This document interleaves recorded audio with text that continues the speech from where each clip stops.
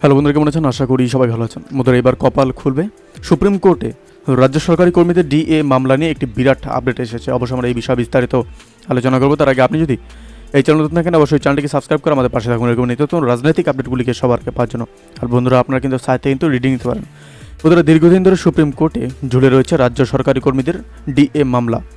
দিনের পর দিন কেটে যাচ্ছে, তবু নিষ্পত্তি নেই। এবার এই নিয়েই রাজ্য সরকারি কর্মীদের বকেয়া ডিএ মামলায় চিঠি পাঠানো হলো।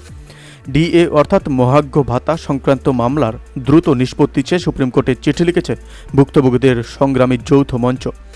এ বিষয়ে সংগ্রামী যৌথ মঞ্চের অন্যতম আহ্বায়ক ভাস্কর ঘোষ বলেন, সুপ্রিম কোর্টে মামলার শুনানি আটকে গিয়েছে।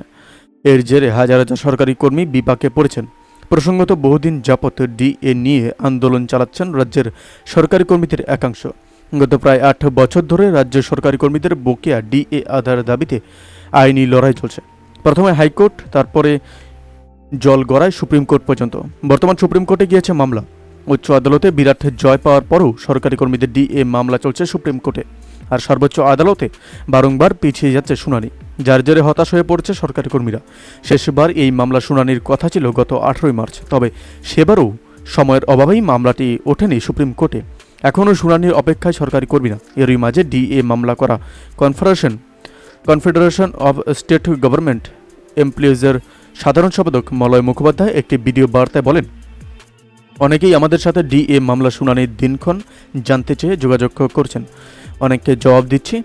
অনেক সময় ব্যস্ত থাকলে বা নজর না পড়লে জবাব দেওয়া সম্ভব হচ্ছে না। তবে এতে আমরা আপনাদের এড়িয়ে যাচ্ছি একেবারেই এমনটা নয়। আগামী 15 জুলাই সরকারি কর্মীদের ডিএ মামলাটি সুপ্রিম কোর্টে উঠতে চলেছে বলেও জানান তিনি। প্রসঙ্গত, গরমের ছুটির পর কোর্ট খুললে 15 জুলাই বকেয়া ডিএ মামলার শুনানি হতে পারে। সেই তারিখ মামলাটি সুপ্রিম কোর্টে তালিকাভুক্ত রয়েছে।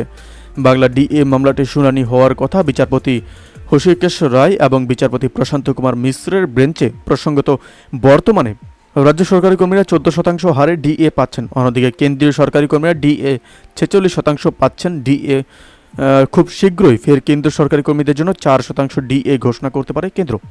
বন্ধুরা, এই আপডেট প্রসঙ্গে আপনাদের কি মতামত অবশ্যই আমাদের কমেন্ট করে জানাতে বলবেন না। ভালো থাকবেন, সুস্থ থাকবেন। ধন্যবাদ। দেখা হচ্ছে নতুন একটি ভিডিওতে।